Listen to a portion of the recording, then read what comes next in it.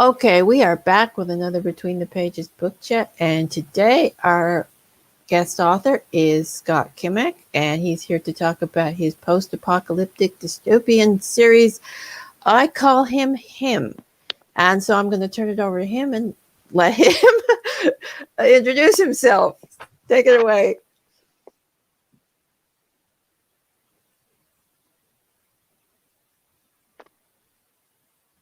Okay, you're muted. Seem to have lost the sound. Oh, there, you're back. You muted yourself somehow. Are you there? Yep. Okay. Yeah, I don't know what's going on. I can't hear you. You can't hear me? Oh dear. I can't hear Okay. anything right now. Oh dear. We have technical issues again, people. Just hang on a minute.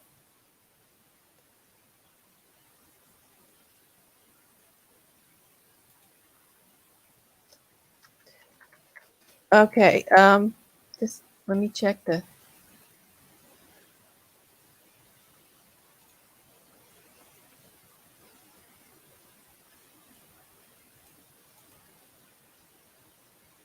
Okay. All right. Can you hear anything at all? Just let me check my.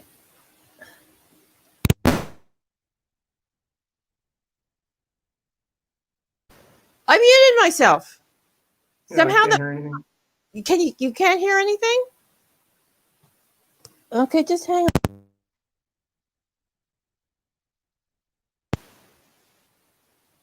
All right, nothing. Just hang on a minute.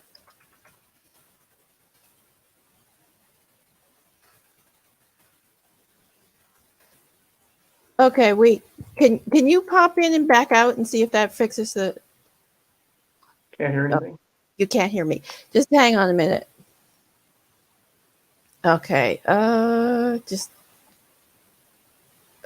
see my. Okay, I'm okay. So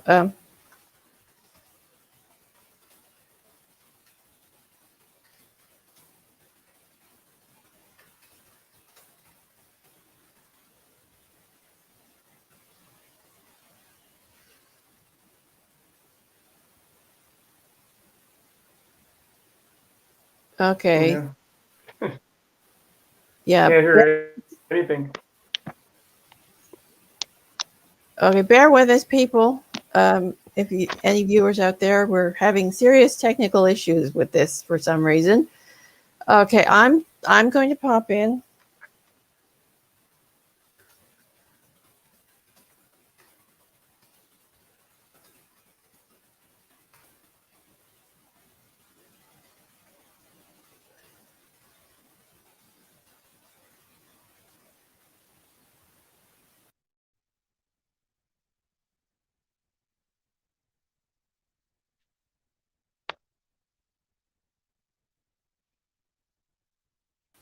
Okay, can you hear me now? Yeah, now I can hear you. Okay, so we fixed the problem. Okay, at least hopefully we fixed the problem. Okay, so as I was saying, can you care to introduce yourself? So, Yes, hi. My name is Scott Kimak, and I am the okay, author of the book I Call Him Him. well that's good. Okay, so we'll just go right into the questions before some other disaster happens. You Anyway, can't blame so it on the tell Texas power grid. yeah, tell us about your book. What's it all about?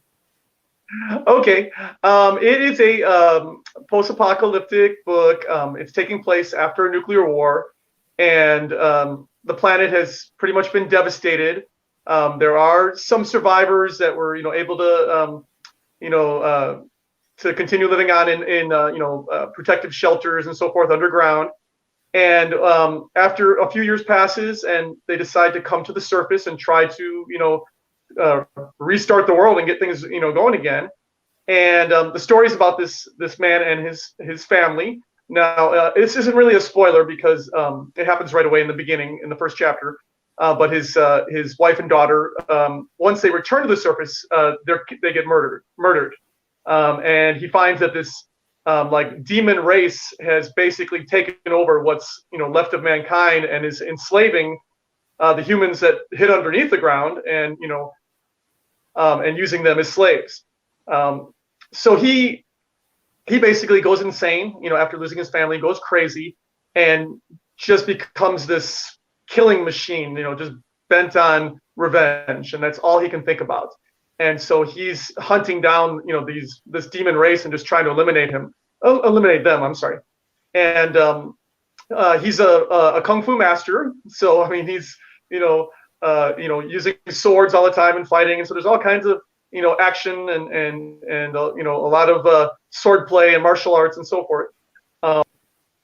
But what? And he never speaks.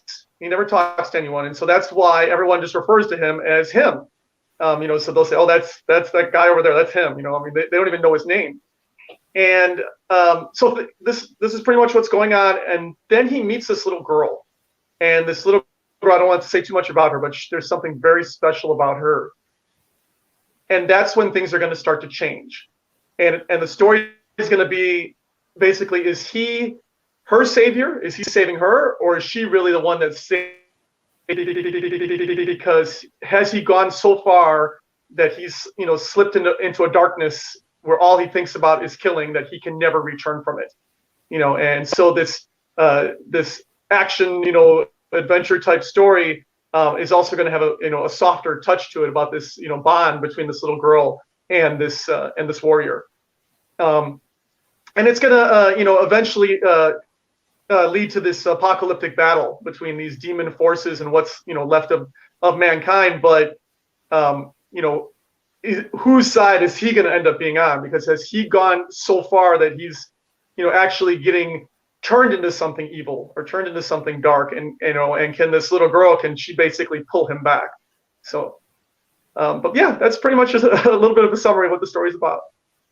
Yeah, it sounds like it has a lot of interesting themes in it, and it also sounds like it has a bit of almost like a kind of an old-fashioned Western vibe to it with the. Yeah, right. Yeah, I've had people say like the old spaghetti Western Clint Eastwood movies. It has a little bit of that to it. I've had some people say that that it reminds them a little bit of the book The Road, by oh my gosh, now I'm forgetting his name. Cormac McCarthy, I believe that's his name. Yeah, I think so. Yeah, and also like the movie The Book of Eli, or even The Punisher. Some people have said it reminds them of The Punisher a little bit, the TV series that was on Netflix. So but yeah, I guess it's a combination of a few different things. And I think it's kind of multi-genre, because it's post-apocalyptic, but it has like elements of horror in it, and even a little bit of like a Christianity side to it, but kind of like an R-rated version, because it kind of brings in these religious beliefs, because the little girl has very strong religious beliefs and very strong faith. But yeah, it's been a lot of fun. It's been a heck of an adventure so far, being able to publish this book. So. Yeah, so tell us a little bit about the protagonists. What are they like, their personalities, that sort of thing? Okay, well, like I said, with his personality, he's like in the beginning, like I said, just basically this dark killing machine, almost robotic. I mean, almost like the Terminator. That's kind of how he is, because he is just so lost in this thirst for revenge. Then as the story goes on, once he meets the girl's name is Angelica, he's going to start to soften, and it's going to bring back all these flashbacks and these memories that he's buried, so deep in his brain, because he doesn't, it's too horrible for him to remember those things, to remember his wife and his daughter anymore. Like, he wants to just bury that pain away. And, once he meets her, those memories are going to slowly start to rise and come back, and actually, soften him and try to, bring him back to being basically a normal human being instead of just this robotic killer. Now, the character Angelica, she's a young girl. She's 10 years old, and she grew up after the nuclear war, um, in a small village. It all takes place in Texas, where I'm from. So she actually grows up like in Conroe, Texas, which is a little bit north of Houston. And basically, their whole life has just been hiding from the demons. Her and her family and the other villagers. Because the demons are always looking for new slaves and so forth. And so that's basically all she's known, and she's just grown up in this dismal world where they're just fighting to survive, fighting to find food, and so forth.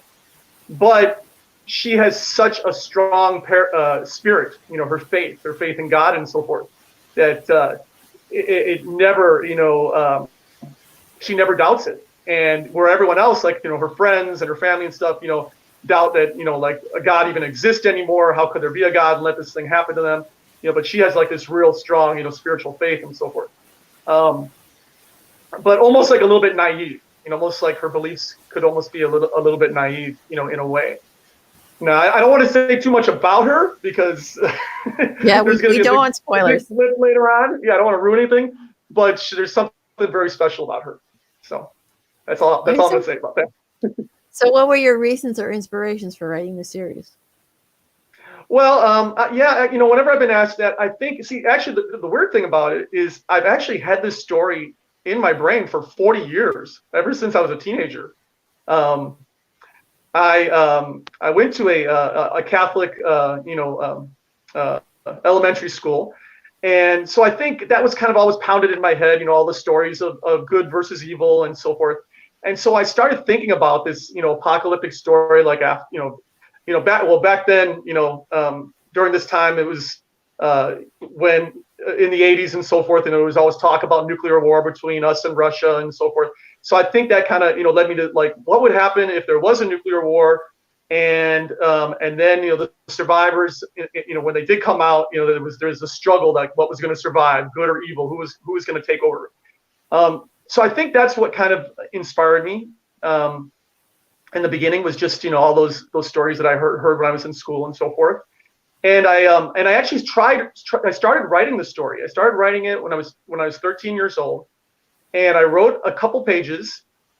And then I've been practicing martial arts my whole life. I guess that's why the character, I made him a kung fu master, because I'm a kung fu master. I've practiced it, for the last 40 years. And but I took the story to my kung fu master at that time, and I showed it to him, all proud and everything, and he just laughed at it. And he says, "This is ridiculous." He says, "Don't worry about this. Go practice kung fu. Forget about this. Don't waste your time on writing." I found out later on the guy that I admired, it was actually pretty much of a jerk. But anyway, that just crushed me, and I said, "Okay, well, forget that." And I never tried writing again until just 2 years ago. And then 2 years ago during the summer, I'm a school teacher, so I had the summers off. I had a lot of free time, and I was just sitting there on the couch one day, and I said, "You know what? I'm going to try to write that story that I wrote when I was a kid. I'm going to see if I can do it again." And I just started writing and writing, and I wrote like all day till my fingers were numb. I just couldn't stop. And I took the first chapter, and I brought it to my wife, and I showed it to her. And my wife's really a tough critic. I mean, my wife will not sugarcoat anything. I mean, she'll tell you if it's horrible, she's going to tell you it's horrible.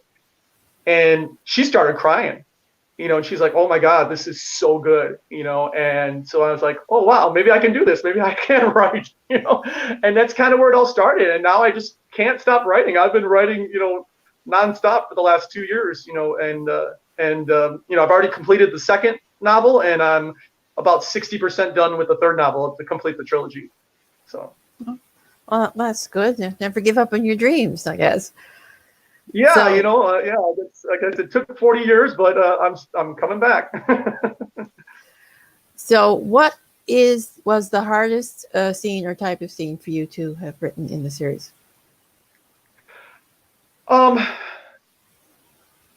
I think one of the issues that I found was a little bit difficult was when you're writing post-apocalyptic is just the lack of color, because everything is dead. You're a barren wasteland where and so I think it kind of limits a little bit how much colors you can put into your stories, and if you're explaining landscape and so forth. I mean, you can't say in the the trees were this color over here and then over here, and so forth, and make this beautiful scenery, and so forth. You're a little bit limited. So I think that was something I struggled with a little bit at times, to try to paint a picture of this. I want to make it show this kind of grim world, that's out there, but it does kind of limit you at times, I think, because you only have a few colors to choose from, really.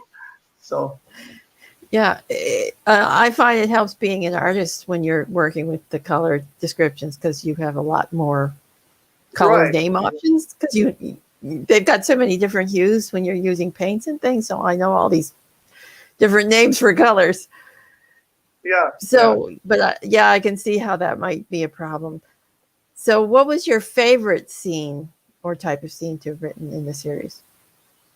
Oh wow, that's hard to say. Well, I love writing the martial arts scenes, the battle scenes, because myself having so much experience in martial arts, it comes to me really easy, and I can visualize every move, every step, and connect it, put everything in as I explain it and so forth. So I guess I really enjoy doing those scenes, but also I really like the scenes of compassion and the language back and forth between the characters. I have another character also I didn't mention in the book. This guy named Bill, and he's like the comedian. He's the comedian of the group. And there's just some really funny banter that I just really enjoy going back and forth with.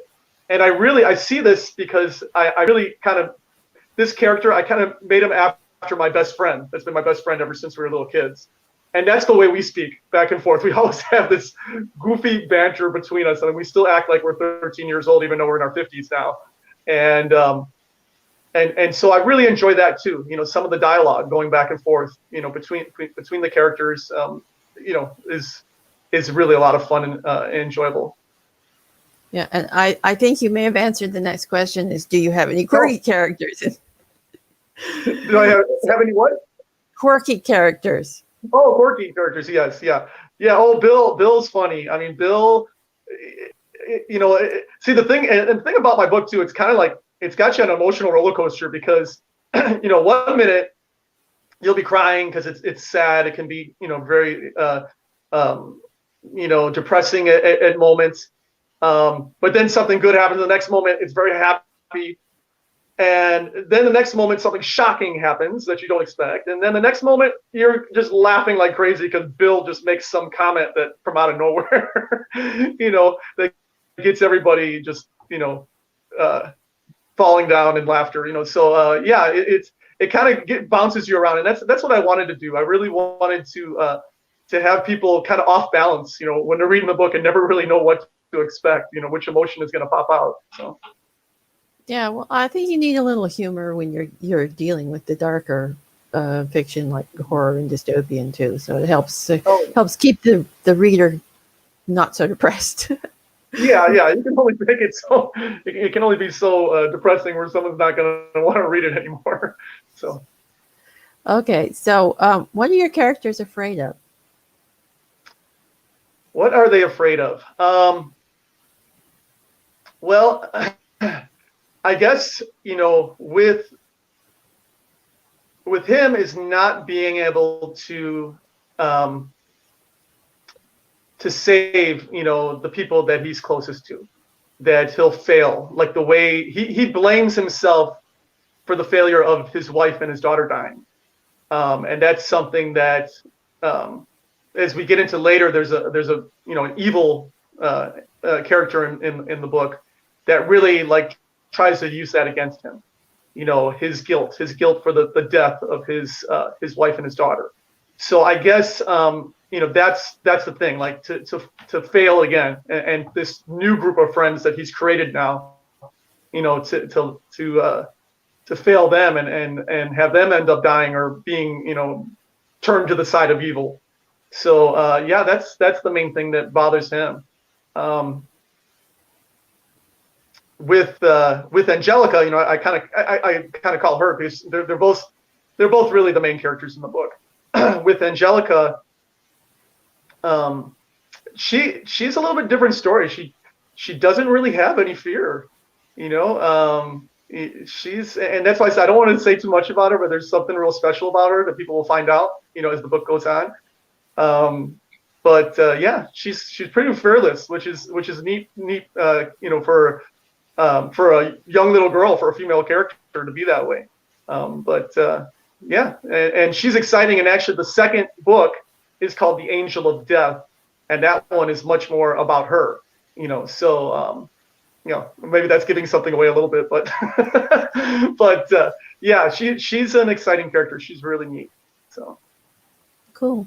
So you obviously write dystopian sci-fi. But are there any other genres that you'd like to try? yeah, I've thought I have several ideas in my head. I mean, once this trilogy's done, I did want to do a prequel. I wanted to do some other solo books with some of the side characters. But as far as in a different genre, um, I've kind of want to do my. I grew up in Chicago, as I told you earlier, and my grandfather was a very unusual character. And the stories he used to tell us, he's no longer alive, but the stories he used to tell us about like dealings, like things with the mafia and things that went on that he saw when he was a kid, and some things like that. So I kind of almost wanted to go do like a old crime novel with mafia bosses, something like Goodfellas or something like that. It would be really interesting, and between him and my dad and my uncle and so forth, I mean they just know tons of stories, things that happened to my grandfather. So yeah, that would be something I'd be interested in doing, and I'm contemplating it. Yeah. Well, I'd be interested in reading that one because I love the old mob 1920s sort of stories. So yeah. Yeah, right. Anyway, so I think we'll wrap it up here, and I'd like to thank you for coming on the show. And sorry about all the tech issues. Okay, and between the pages, we'll be back tomorrow with another author. So join us then. So bye for now. Thank you.